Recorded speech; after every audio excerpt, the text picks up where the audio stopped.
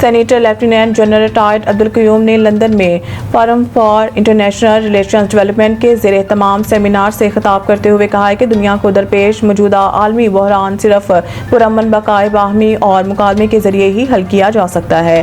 انہوں نے زور دیا کہ ڈائیلاگ ہی ایک ایسا راستہ ہے جو پیچیدہ علاقائی اور عالمی مسائل کا دیر پا حل فراہم کر سکتا ہے۔ مزید جانتے ہیں شاہد مرزا کی اس رپورٹ میں۔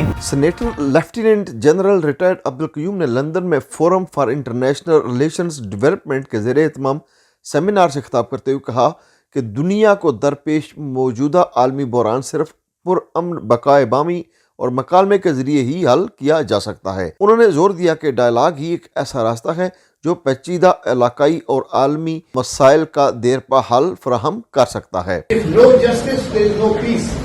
And justice says that everybody abide by the United Nations Charter and its resolutions.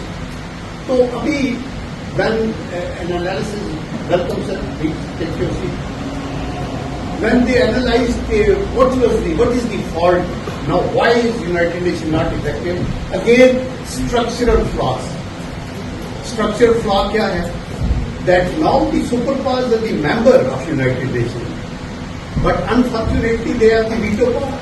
Senator lieutenant general retired Abdul Qayyum کا لندن تھنک ٹینک سے اپنے خطاب میں کہنا تھا کہ یک طرفہ پالیسیوں نے عالمی قوانین کی خلاف ورزی کرتے ہوئے کمزور ریاستوں کی خود مختاری کو پامال کیا ہے اور عالمی طاقتیں اب رجیم چینج کی پالیسی کو بغیر کسی روک ٹوک اپنا رہی ہیں۔ اسی رویے نے دنیا کو ایک نئی سرد جنگ اور معاشی جنگ کی طرف دھکیل دیا ہے۔ ان کا کہنا تھا کہ بھارت کی پاکستان کے خلاف جارحانہ پالیسی، مقبوضہ کشمیر پر غیر قانونی قبضہ اور آبی وسائل کو ہتھیار بنانے کی کوششیں پاکستان کی قومی سلامتی کے لیے خطرہ ہیں۔ حالیہ جھڑپوں میں بھارت کو خون آلود ناک ملی ہے اور اس کے خطے میں بالادستی کے خواب بکھر چکے ہیں۔ بھارتی ریاستوں میں اقلیت مخالف پالیسیوں اور اندرونی بغاوت نے بھارت کو اندر سے کمزور کر دیا ہے۔ انہوں نے کہا کہ پاکستان کو ایک پیشہ ور اور دنیا کی 10 بہترین افواج میں شامل قومی فوج کا اعزاز حاصل ہے، جس کی پشت پر 34 لاکھ سابق فوجی اور ایئر فورس کے اہلکار موجود ہیں۔ آخر میں انہوں نے کہا کہ اگر عالمی طاقتیں دنیا میں امن چاہتی ہیں